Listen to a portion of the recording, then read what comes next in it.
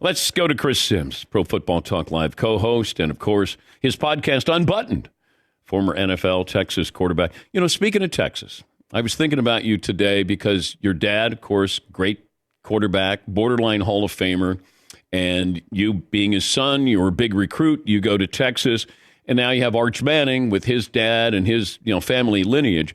And I'm wondering, now you went your first year and sat, and then Major Applewhite and you, I think, split time your sophomore year, if that sounds right. Arch Manning goes there. He just played a little bit. I don't know if Quinn Ewers is coming back to Texas, but could you see a scenario where Arch Manning transfers from Texas? It'll be interesting. It will be. I mean, he's certainly got some competition there. It doesn't look like it's just going to be the red carpet. It's going to be rolled out for him, right? So hey, nothing's going to be given to you in big-time college football. You're going to have to compete and do that. I learned that, like you said. I made my first start, actually, my freshman year in the bonfire game at Texas A&M, right? That was quite the experience to be cool and a part of it. But then, sophomore year, split time with Major and had to deal with all that. And then junior year became the starter full-time. But the one thing I'll say about Archie Manning, or Arch Manning, I should say, is, man, just watching him the other night, he really looked like his grandfather in a lot of ways. I thought he looked more like Archie Manning than he did Peyton or Eli, the way he ran and everything, even the way he throws the football. But we'll see where it goes there. I'm blanking on the other kid's name at Texas that took over for Ewers.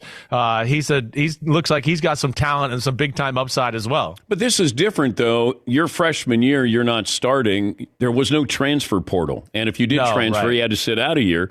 Arch Manning could transfer, in the offseason and go to Ole Miss or Ohio State or any of these places now. He shouldn't be afraid to do whatever he's got to do to put himself in the right position. That's what I would say. It's big business, right? How where you are, the support you have, playing, getting that experience, playing and playing and playing makes you a better football player. And that's what he's got to make his number one priority, which I'm sure his number one goal is to get to the NFL. That's the most important thing. Malik Murphy. Malik Murphy, there it is. I know. I was going to say Malik, and then I was afraid to say the last name. I wasn't sure if I was right there. I was blanking. Where are we at this point in the NFL? We're at a point right now in the NFL where I feel like, we've seen I think we know who the cream of the crop is. I think we know the teams that can legitimately win the Super Bowl. Okay, how many? How many are there that can win the Super Bowl? Not go. Win. Yeah, right. I'd say, there's 8, maybe. I'd say about 8 right now, right? That's where I kind of look at it. All right, let's run down the teams. Okay. All right, so you got Kansas City. Yep. Philadelphia. And the AFC, right? All right, so let's go conference. In the AFC, let's go Kansas City, Baltimore, Jacksonville, Miami. I look at those 4 teams and go, they can win the Super Bowl, right? Buffalo's not in there. I'm not going to put Buffalo in there. It's too much of a one-man show, right? Super Bowl's got to be about a team. It can't be one guy doing everything for the team and then the rest of the team fails him and then for some reason everybody blames him. I don't know. It's a crazy thing. That's a different topic for a different time. But then in the NFC, I kind of look at, the Eagles, the 49ers, Dallas, and I'll throw Detroit in there, even though I do think Detroit's got some cracks in the armor that I'm a little concerned about. But, I do think there's enough talent and coaching there that they could right the ship. Excuse me. I was watching in-season Hard Knocks last night with the Miami Dolphins. Yeah. Tyreek Hill. And he's the feature. If Kevin Hart could play football, he would be Tyreek Hill. Tyreek Hill is fascinating during a game. Because there's a little bit of Ricky Henderson in him because he talks to himself the whole time. Like, I'm here all day. Tyreek's here all day. I'm fascinated with watching him. And that speed, when you're field level speed, it is so different than when you're watching on TV or in the stands. It's like, wow, there's nobody like him. Nobody. A lot of greats talk in the third person, right? That's what I've learned through my time in sports, and I love that, and that's what makes them great. He has fun, he's loose, right? Why? Well, because he's the best damn athlete on the football field, so he's like, this is fun. Look at me. Nobody can do what I can. And, yeah, this is where I fought with the masses a few years back when I was like, Tyreek Hill's the best receiver in football. I don't care if he doesn't run the exact most precise routes like some of the other receivers in football. He's the greatest weapon, arguably we've ever seen at the wide receiver position. And I think his speed is... Wait, you would put him above Randy Moss?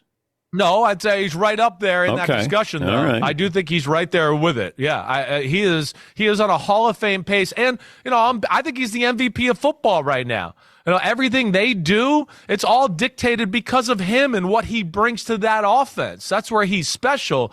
He's an incredible personality, incredible worker. That's the other thing I know about Tyreek Hill. I mean, he gets after it. He expects a lot from himself. And, yeah, he's an unbelievable football player. I love when you hear the dialogue. I mean, really, it's just NFL films is what Hard Knocks is. They're just capturing this audio.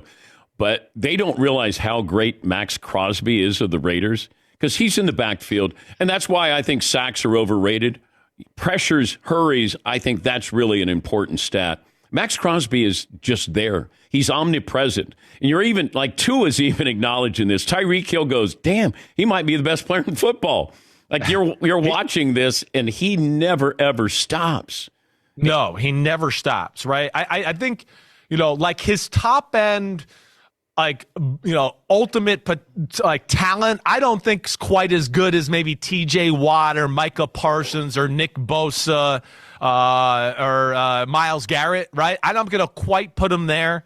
I think he's maybe just a notch below for me as far as pure physical gifts. Man. But I think the point you make, it's the instincts, it's the tenacity, it's the craziness, and it's the fact that those other guys I mentioned, they can press on the gas pedal 100 miles per hour, but they need to take a few plays off every now and then. Maxx Crosby can go 97 miles per hour the whole game and never take one play off. And I think that's what I'm amazed by, really, is the fact of how he can just red needle it all game long. Phenomenal football player, and it does feel like finally this year people have realized how damn good he is. And you're right, stats are overrated. I'm big into the F the play up stat. They need to make that in the NFL. The guy who ruined the play doesn't get credit for it. And he's a guy that ruins a lot of plays for that Raiders defense. Chris Sims, Pro Football Talk Live co-host, his podcast called Unbuttoned. Dak Prescott's getting some MVP love, but I would caution the voters. Let's look at those stats that he's put up against some really bad teams. I want to see him in big games. I want to see him that, and Jalen Hurts is your MVP. I think the front runner right now, according to Vegas. But Dak, it feels like we want to shoehorn him in there because he's the Cowboy quarterback. And I think he's played well, but I don't know. I mean, let's see what you do against the Eagles. Let's see what you do in these big games. What happened against the Niners? They got roughed up. Right. Right. So if you want to win an MVP, and I still think it's open to win, then you better win some of these big games here and perform big in those games.